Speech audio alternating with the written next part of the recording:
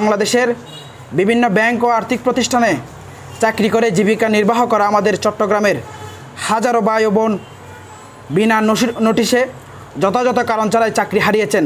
এর শীর্ষস্থানীয় 6 ব্যাংক যথাক্রমে ইসলামী ব্যাংক বাংলাদেশ লিমিটেড, সোশ্যাল ইসলামী ব্যাংক, ফার্স্ট সিকিউরিটি ইসলামী ব্যাংক, আল আরাফা ইসলামী ব্যাংক, কমার্স ব্যাংক, এই 6 ব্যাংক থেকে 7,000-এরও বেশি কর্মকর্তা কর্মচারীকে অন্যায়ভাবে চাকরিচ্যুত করা হয়েছে।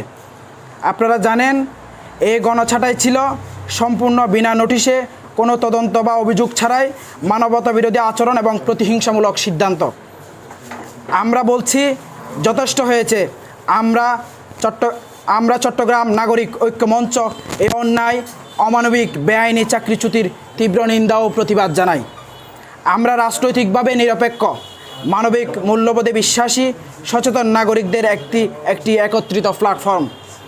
আমাদের দাবি, চাকরিচ্যুত সকল কর্মকর্তা কর্মচারীকে অবিলম্বে পুনর্বহাল করতে হবে। গণছাঁটাইয়ের পেছনে প্রতিহিংসামূলক উদ্দেশ্য তদন্ত করতে হবে। চাকরি সুরক্ষা আইন সংস্কার ও বাস্তবায়ন নিশ্চিত করতে হবে। একটি স্থায়ী, স্বচ্ছ, জবাবদিহিমূলক কাঠামোর মাধ্যমে যাতে রাজনৈতিক পালাবদলের শিকার আর যেন কেউ না হয়। আমাদের সংহতি, আপনারা জানেন চাকরিচ্যুত ভাই বোনরা ইতিমধ্যে 10 তারিখে একটা কর্মসূচি ঘোষণা করেছে। আমাদের সংহতি, আমরা পূর্ণ সংহতি জানাচ্ছি তাদের চাকরিচ্যুত ভাই বোনদের ব্যাংকার ফোরাম কর্তৃক যে ঘোষিত 10 আগস্ট 2025 রবিবার সকাল 7টা অধিকার আদায়ের মহাসমাবেশের প্রতি আমরা পূর্ণ সমর্থন জ্ঞাপন করছি।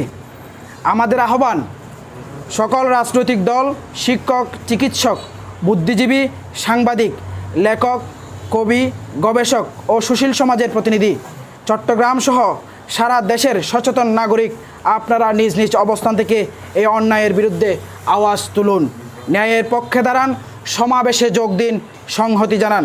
দেখা হবে 10 আগস্ট 2025 রবিবার সকাল 7টায় পটিয়া আদর্শ স্কুল মাঠে।